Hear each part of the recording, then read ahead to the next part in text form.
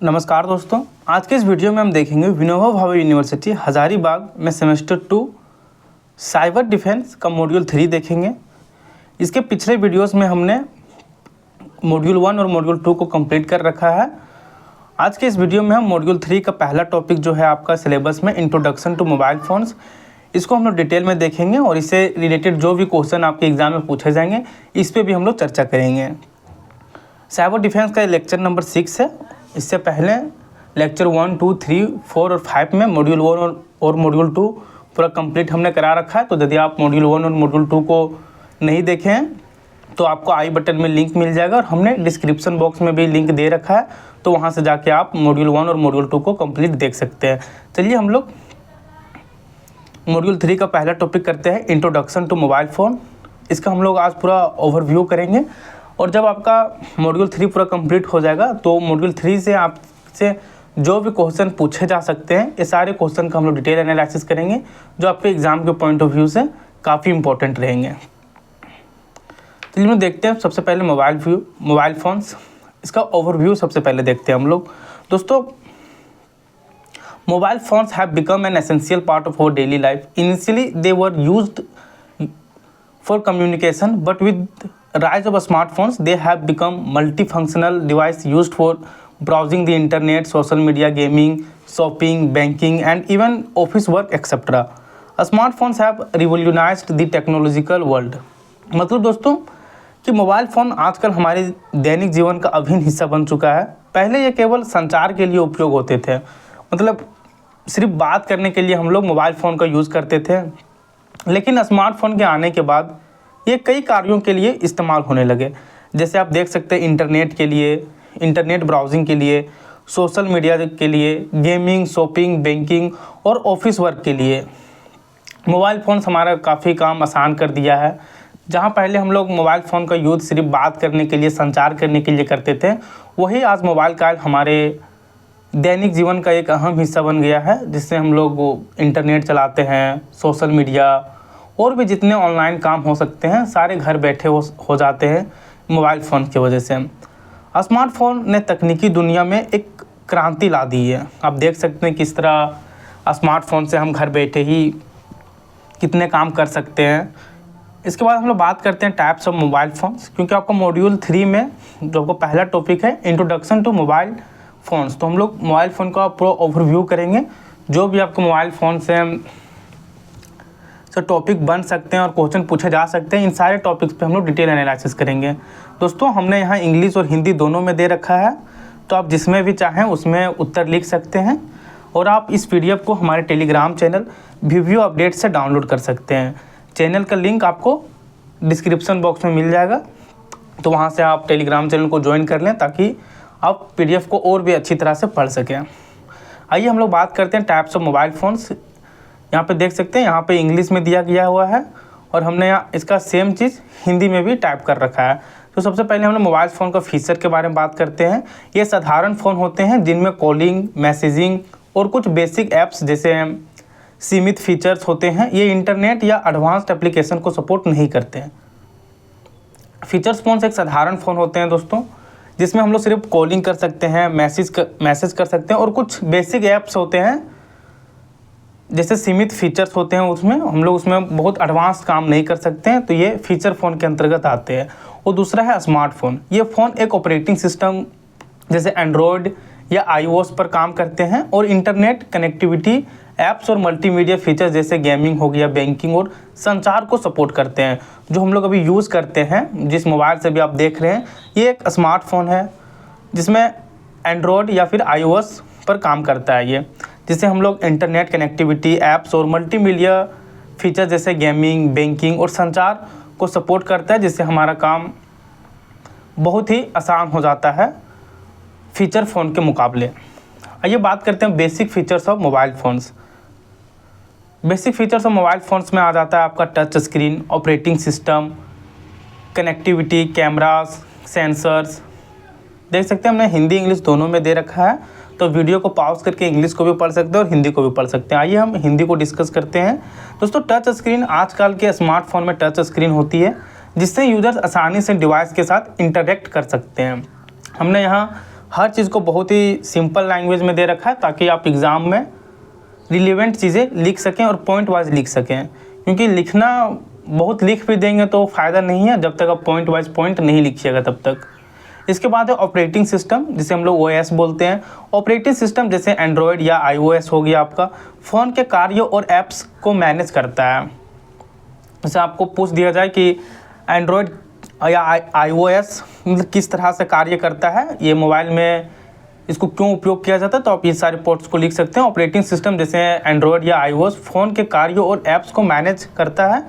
इसके बाद है connectivity, 4G 5G wifi Bluetooth और NFC जैसी सुविधाएं इंटरनेट एक्सेस, डेटा ट्रांसफ़र और अन्य उपकरणों से कनेक्ट हैं। इसके बाद है कैमरा। आधुनिक स्मार्टफोन में उच्च गुणवत्ता वाले कैमरे होते हैं, जैसे तस्वीरें, वीडियो कॉल्स के लिए इस्तेमाल होते हैं। तो ये आप कैमरा के पॉइंट में लिख सकते हैं। कैमरा के पॉइंट में नहीं, जैसे आपको पूछ दिया जाए कि give some basic features of mobile phones, तो आप इन सारे फीचर्स को लिख सकते हैं। टच स्क्रीन में आपका क्या होता है, आजकल के स्मार्टफोन में टच स्क्रीन होती है जिससे यूजर्स आसानी से डिवाइस के साथ इंटरेक्ट कर सकते हैं। इसके बाद है आपका ऑपरेटिंग सिस्टम, ये भी आपका मोबाइल फ़ोन के फीचर्स में आता है। इसके बाद connectivity, 4G 5G wifi Bluetooth और NFC जैसी सुविधाएं इंटरनेट एक्सेस, डेटा ट्रांसफ़र और अन्य उपकरणों से कनेक्ट होने के लिए उपयोग होती है। इसके बाद है कैमरा सेंसर, तो इन सारे पॉइंट्स को आप बेसिक फीचर्स में लिख सकते हैं।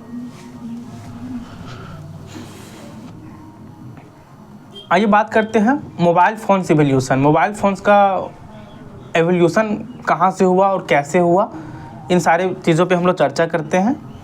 देखिए हमने यहाँ पे सेम चीज़ को इंग्लिश और हिंदी में दे रखा है, तो आप इस PDF को हमारे टेलीग्राम चैनल वीडियो अपडेट से डाउनलोड करके इसे हिंदी इंग्लिश दोनों में आप देख सकते हैं, और जिसमें भी चाहें उसमें उत्तर लिख सकते हैं, क्योंकि हमने यहाँ पॉइंट वाइज पॉइंट सभी चीज़ को मेंशन कर रखा है। आइए बात करते हैं मोबाइल फ़ोन्स के एवोल्यूशन के बारे में।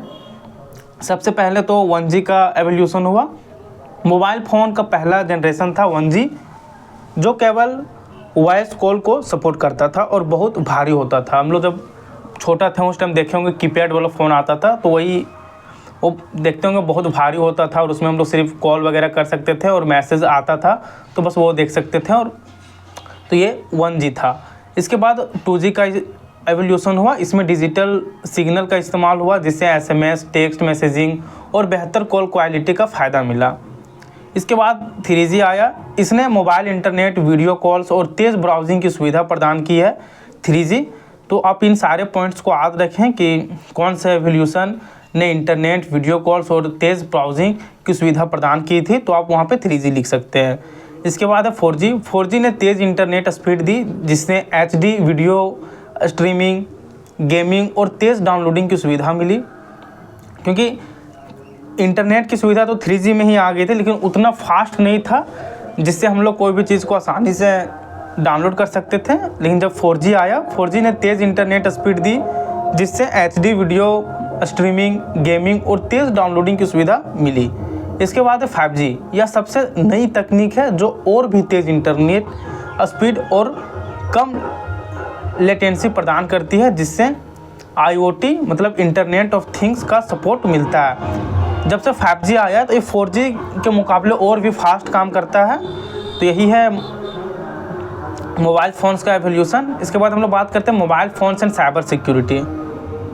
सबसे पहला है आपका स्मार्टफोन के बढ़ते उपयोग के साथ साथ मोबाइल सुरक्षा एक महत्वपूर्ण समस्या बन गई है। मोबाइल फ़ोन में व्यक्तिगत डेटा, बैंकिंग जानकारी और सोशल मीडिया क्रेडेंशियल्स स्टोर होते हैं, जिससे ये साइबर खतरों के लिए संवेदनशील होते हैं। क्योंकि हम लोग मोबाइल में ही ज़्यादातर काम करते हैं, तो उसमें हमारे बहुत ऐसे चीज़ें होते हैं जो पर्सनल होते हैं, तो सिक्योरिटी भी बहुत बड़ा रोल निभाता है। तो हम लोग इसमें कुछ देखेंगे मोबाइल फ़ोन्स और इसके साइबर सिक्योरिटी के बारे में, क्योंकि हम लोग साइबर सिक्योरिटी पढ़ रहे हैं।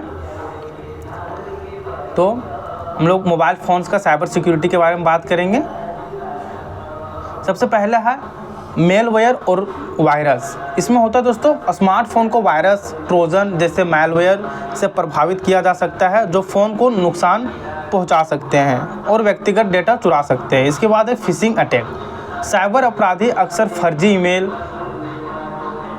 SMS या वेबसाइट का इस्तेमाल करके हम पासवर्ड और क्रेडिट कार्ड विवरण जैसे संवेदनशील जानकारी चुराने की कोशिश करते हैं। क्योंकि हम लोग बहुत बार देखे होंगे आप भी कि हमारे मोबाइल में या लैपटॉप में कुछ ऐसे मैसेज आते हैं जिसे हम लोग क्लिक कर दें तो हमारा जो भी डाटा है वो अगले आदमी तक चला जाता है। तो ये सब साइबर क्राइम के अंदर का आता है और हम लोग इससे कैसे बच सकते हैं, यही सब चीज़ों के बारे में इस पेपर में हम लोग को पढ़ना है।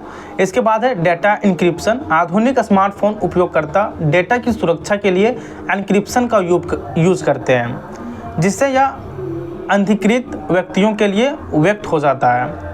आप एन्क्रिप्शन के बारे में जानते होंगे क्योंकि एन्क्रिप्शन आप व्हाट्सएप में भी देखते होंगे कि बस वो आपका जो भी है वो आपके और जिससे आप कन्वर्सेशन कर रहे हैं बस दोनों के बीच ही रहेगा। तो यही होता है एन्क्रिप्शन। आधुनिक स्मार्टफोन उपयोगकर्ता डेटा की सुरक्षा के लिए एन्क्रिप्शन का यूज करते हैं, जिससे यह अनधिकृत व्यक्तियों के लिए व्यक्त हो जाता है। आइए इस बात करते हैं निष्कर्ष के बारे में। दोस्तों, mobile phones specially smartphones have become an essential part of our daily life, but their security is equally important as smartphones store a lot of personal and sensitive data. It is crucial to adopt security measures like using strong password, avoiding suspicious apps and keeping the software updated. दोस्तों, mobile phone खासकर smartphone हमारे दैनिक जीवन का एक अहम हिस्सा बन चुके हैं, लेकिन इनकी सुरक्षा भी उतने ही महत्वपूर्ण है क्योंकि स्मार्टफोन में बहुत सारा व्यक्तिगत और संवेदनशील डाटा स्टोर होता है। इसलिए मजबूत पासवर्ड का उपयोग करना, संदिग्ध ऐप से बचना और सॉफ्टवेयर को अपडेट रखना जैसे सुरक्षा उपाय अपनाना बहुत ज़रूरी है। क्योंकि जिस तरह हम लोग अभी मोबाइल से काम कर रहे हैं तो इस चीज़ को ध्यान में रखते हुए हम लोग को बहुत सतर्क रहना चाहिए और मोबाइल में साइबर सिक्योरिटी जैसे काम हम लोग को करते रहना चाहिए। तो वहीं पे यहाँ पे मेंशन किया गया है कि मोबाइल फ़ोन खास कर स्मार्टफोन हमारे दैनिक जीवन का एक अहम हिस्सा बन चुका है, लेकिन इनकी सुरक्षा भी उतनी ही महत्वपूर्ण है क्योंकि स्मार्टफोन में बहुत सारा व्यक्तिगत और संवेदनशील डाटा स्टोर होता है। इसलिए मजबूत पासवर्ड का उपयोग करना, संदिग्ध ऐप से बचना और सॉफ्टवेयर को अपडेट रखना जैसे सुरक्षा उपाय अपनाना बहुत ज़रूरी है। तो ये कुछ थे इंट्रोडक्शन टू मोबाइल फ़ोन्स। क्योंकि आज के जीवन में मोबाइल फ़ोन हमारे जीवन का एक अहम हिस्सा बन चुका है।